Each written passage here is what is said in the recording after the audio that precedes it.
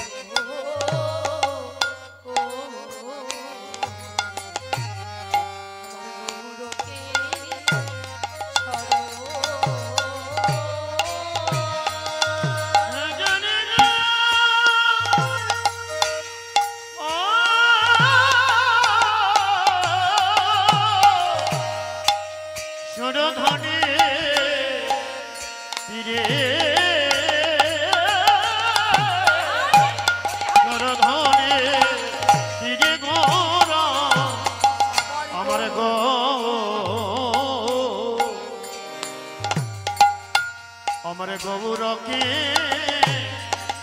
সর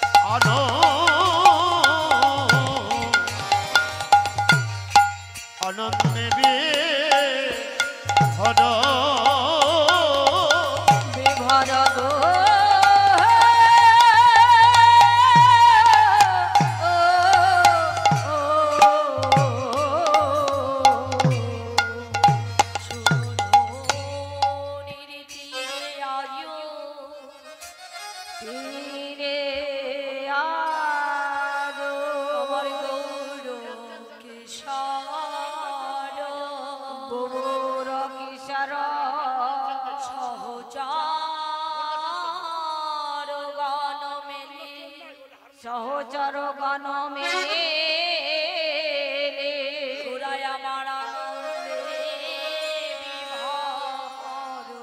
আনন্দে বিভোর হরি বল হরি বল হরি বল সুরধ্বনির তীরিয়া গৌর কিশোর ও বাবা বৈষ্ণব মহাজনরা পদের ভাষায় পদ লিখিত করেছে সুরধ্বনির তীরে আজ গৌর কিশোর অর্থাৎ অন্যান্য দিনের কথা বলা হয়নি বলেছেন আজকের কথা এখনকার কথা পতিত পাবন গৌর হরি নাকি সুরধ্বনির গঙ্গার তীরে অবস্থান করেছে আচ্ছা বলুন তো মাইরা ভগবান যে লীলাটা বাবা করেছে 534 বছর পূর্বে সেই লীলাটা আজও কি করে হয় মানে আজকে কেমন করে হয় ভগবানের যেটা 534 বছর পূর্বে করে গেছে মহাজনরা বৈষ্ণব পদাবলীতে লিখেছে যে আজও গৌর হরি আজকে কি করে হয় বলুন তো বাবা তবে কি পদকর্তারা ভুল লিখেছে না যারা মহাজন যারা ভাবাবিষ্ট যারা পদকর্তা তারা কোনোদিন ভুল লিখতেও পারে না ভুল সিদ্ধান্তও নিতে পারে না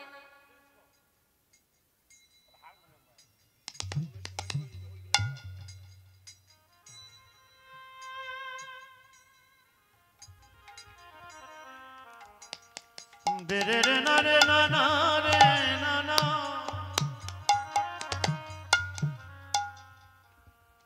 রে রে না না রে না না আমার একজন ভক্তিমতী মা একটি গামছা গীতা ফলস্বরূপ দক্ষিণা স্বরূপ দান করেছি ভগবানের কাছে প্রার্থনা জানাই যে ব্যক্তি বস্ত্র গীতা দান করে ভগবান তার ঘরে কোনোদিন অন্ন জল বস্ত্রের অভাব রাখে না এবং এই যে গীতাটি দান করেছি ভগবানের কাছে প্রার্থনা জানাবো সকলে বস্তু হইতে মহাধন মহা অমূল্য সম্পদ এই গীতা ভগবানের কাছে প্রার্থনা জানাই ভক্তিমতীর মা যেদিন আমার বিষ্ণুলোকে গমন করবে সেদিনে যেন তার দেহ রথের সারথি হয়ে ভগবান নিজে তার দেহটাকে বৈকুণ্ঠে গমন করায়। নিতাই গৌর হরি বল হরি বল। হরি হরি হরি বল হরি বল। মহাজন্য পদকর্তা কোনোদিন ভুল সিদ্ধান্ত লিখতে পারে না, লিখতেও পারে না। তাহলে আজুটা বলা হলো কেন? ও বাবা, যারা মহৎ ব্যক্তি, যারা পরম বৈষ্ণব, যারা উপাসনা ঘরে যাজন করে, তাদের কাছে বাবা লীলাটা আজকে 534 বছর আগে পুরনো হতে পারে না। কেন না? তারা অরূপের ঘরে বসে বসে স্বরূপে নিজে সচক্ষে দর্শন পায় সেই গৌর গোবিন্দ লীলা। দেখবেন যারা মহৎ বৈষ্ণব, কোন কোন বৈষ্ণব আছে ওই কীর্তন আসরে এসে মা চোখ দুটো বন্ধ করে থাকে। কেন বলুন তো? কারণ কীর্তনীয়রা যাহা যাহা বলে তারা স্বরূপেই হৃদবৃন্দাবনে হৃদয় নবদ্বীপ ধামে দর্শন পায়, দেখতে পায়। সত্যিই তো গৌর হরি আমার এই লীলা করছে, সত্যিই তো আমার গৌর হরি ভক্তদের সঙ্গে নিয়ে হরি নাম করছে। তারা স্বরূপে দেখতে পায়, ওই লীলার কাহিনী লীলা দর্শন করতে পারে। নিতাই গৌর হরি বল হরি বল হরি বল হরি বল। তাই তাদের কাছে লীলাটা বাবা আজকেরই হয়, পুরনো নয়। তাই বলেছে আজ সুরধ্বনির তীরে আজ গৌর কিশোর সহচর গণ মিলে আনন্দে বিভোর। প্রভুর আনন্দ হলো কেন? আমার ভক্তগণকে কাছে পেয়ে বাবা, ভক্তদের কাছে পেয়ে ভগবানের আনন্দ হলো। কেননা ভগবান যে ভক্তকে বড় ভালোবাসে, ভক্ত ছাড়া ভগবান পথে চলতে পারে না।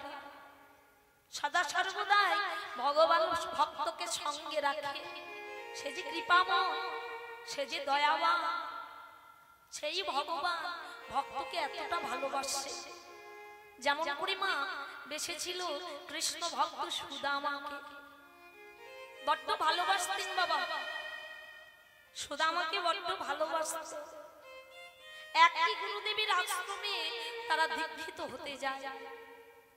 একদিন কৃষ্ণ সুদামাকে বলল, সুদামা রে, তুই আমায় বড্ড ভালোবাসিস তাই না সুদামা? সুদামা বলল, হ্যাঁ রে কৃষ্ণ, আমি তোকে বড্ড ভালোবাসি। কৃষ্ণ বলল, সুদামা তাহলে তুই আমার জন্য একটা কাজ করতে পারবি? বলে, কি কাজ? ও ভাই, আমার জন্য একটু চুরি করতে পারবি? ওই যে গুরুমা তক্তার উপরে নাড়ুর কৌটা রেখেছে, ওই কৌটা থেকে একটু নাড়ু আমায় চুরি করে দিতে পারবি ভাই? সুদামা বলল, কৃষ্ণ রে, চুরি করার কি আছে? গুরুমাকে বললেই তো দুটো নাড়ু আমাদের হাতে দেবে। কৃষ্ণ বলল, না সুদামা, গুরুমা তো দেয়, কিন্তু আজকে আমার ইচ্ছে তুই আমায় চুরি করে এনে দিবি আর আমি সেটা আহার করব। তুই পারবি না সুদামা? সুদামা বলল, কৃষ্ণ রে, আমি তোর জন্য সব করতে পারি ভাই, শুধু চুরি কেন, তুই যদি বলিস এই প্রাণটা তোর চরণে উৎসর্গ করে দিতে, আমি তাও পারবো। তুই একটু দাঁড়া কৃষ্ণ, আমি এই মুহূর্তে তোকে চুরি করে দিই। সুদামা আমার নাড়ু চুরি করতে গেছে, আর এইদিকে কৃষ্ণ পেছন থেকে গিয়ে গুরুমাকে ডেকে এনেছে। গুরুমা, যে সুদামাকে আপনি এত ভালোবাসেন, গিয়ে দেখুন, চলুন, সেই সুদামা আপনারই ঘরে চুরি করছে। দেখেছেন তোমা? নিজেই চুরি করতে বলল, আবার নিজে গিয়ে গুরুমাকে ডেকে এনেছে চোর ধরাবে বলে। গুরুমা এসে দেখছে সত্যিই সুদামা কৌটা থেকে নাড়ু চুরি করছে, আমাকে না বলে। সুদামা চমকে গেল, এ কি সুদামা? তুই বললেই তো আমি তোকে দুটো নাড়ু দিতাম, তুই আমাকে না বলে চুরি করছিস বাবা। তোকে আমি বড্ড ভালোবাসতাম রে, তবে আজ যখন তুই আমার ঘরে চুরি করেছিস, আজ থেকে তুই এই মুহূর্তে আমার এই ঘর থেকে বাহির হয়ে চলে যা। সুদামা কৃষ্ণের নিকটে এসে বলল, কৃষ্ণ রে, তুই আমায় চুরি করতে বললি, আবার তুই গুরুমাকে আমায় চোর ধরিয়ে দিবি বললি, ডেকেও আনলি, এই কি তোর লীলা? তবে শোন কৃষ্ণ, আজ আমি আশ্রম থেকে চলে যাচ্ছি, তোর সঙ্গ ছেড়ে চলে যাচ্ছি ভাই। জানি না রে তোর সঙ্গে কোনোদিন আমার দেখা হবে কিনা, যদিও কোনোদিন দেখা হয়, আমি যদি কোনোদিন দুঃখে পড়ি, বিপদে পড়ি, আমি তোর কাছে প্রতিজ্ঞা করছি কৃষ্ণ, কোনোদিন দু হাত পেতে তোর কাছে আমি কোনো জিনিস চেয়ে নেব না।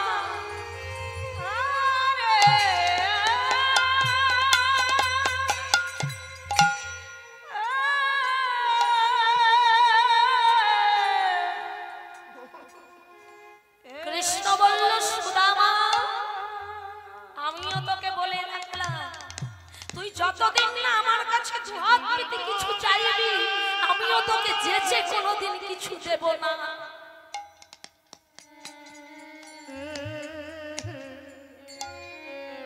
দুজনেই দুজনার পথ আলাদা হয়ে গেল।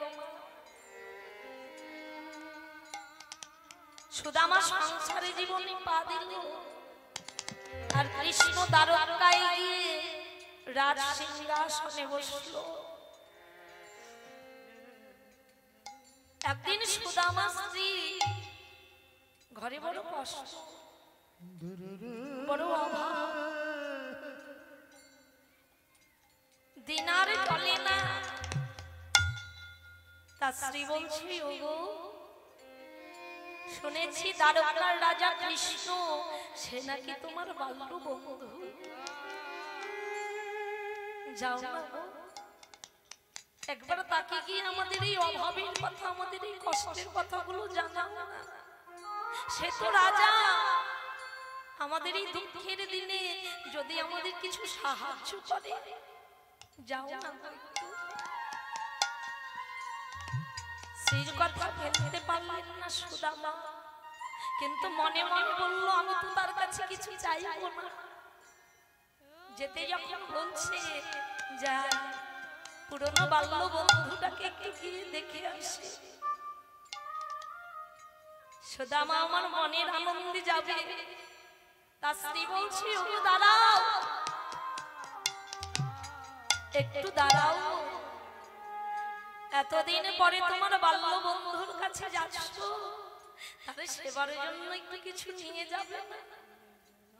ঘরে দুটো শুকনো চিড়া পড়ে আছে, ওই শুকনো চিড়া দুটো তোমার বন্ধুর জন্য নিয়ে যাও। ছোট্ট একটা পুটলিতে করে শুকনো চিড়া দুটো বেঁধে দিল। বাল্য বন্ধুর সঙ্গে দেখা হবে বলে বাবা সুদামা আমার তাড়াতাড়ি করে ছুটে চলেছে।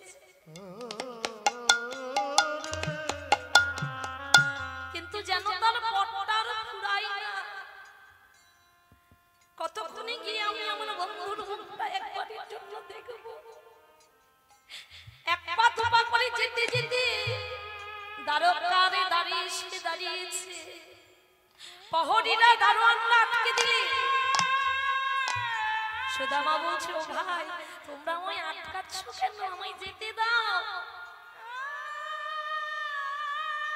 প্রহরীরা বলল, তুমি কোথায় যাবে? বলে, ওই যে তোমাদের রাজা কৃষ্ণচন্দ্র, আমি তার কাছে যাব। আমি যে তার বাল্য বন্ধু।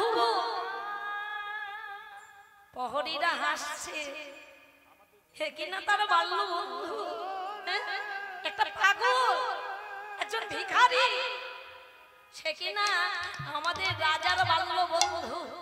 এই যে কথা বলার জায়গা পাওনি, তাই না? যাও এই মুহূর্তে থেকে এখান থেকে চলে যাও। সুদামা করজোড় করে বলছে, ওগো তোমরা বিশ্বাস করছো না কেন? আমি সত্যি বলছি গো, আমি তোমাদের ওই কৃষ্ণচন্দ্র, ওই রাজা, আমি বাল্য বন্ধু, আমি যেতে দাও না গো। অনেক দূর থেকে আমি হাঁটতে হাঁটতে এসেছি, তার মুখটা একবারে দেখবো বলে, একবারে যেতে দাও না গো।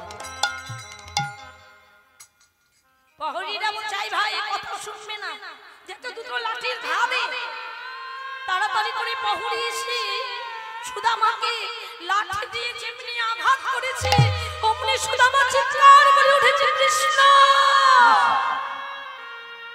কৃষ্ণ রে। চমকে উঠেছে সিংহাসনপতি।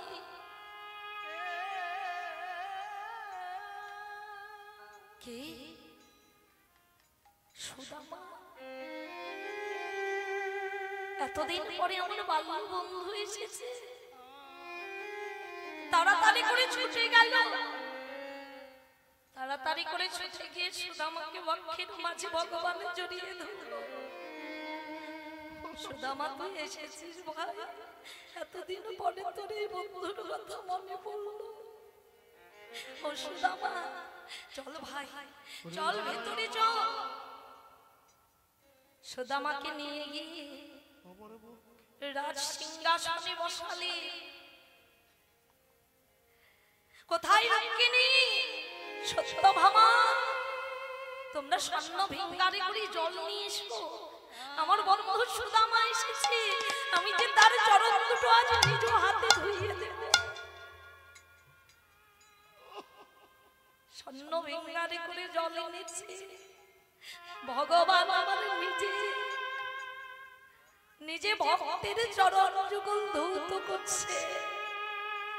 শুধু ভিঙ্গারের জল নয়, প্রভু আমার আজ নয়ন জলে চরণ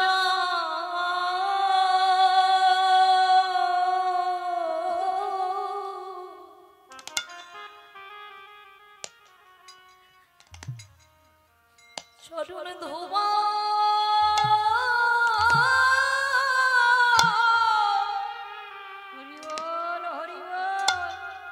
আজি চরণ ধোয়া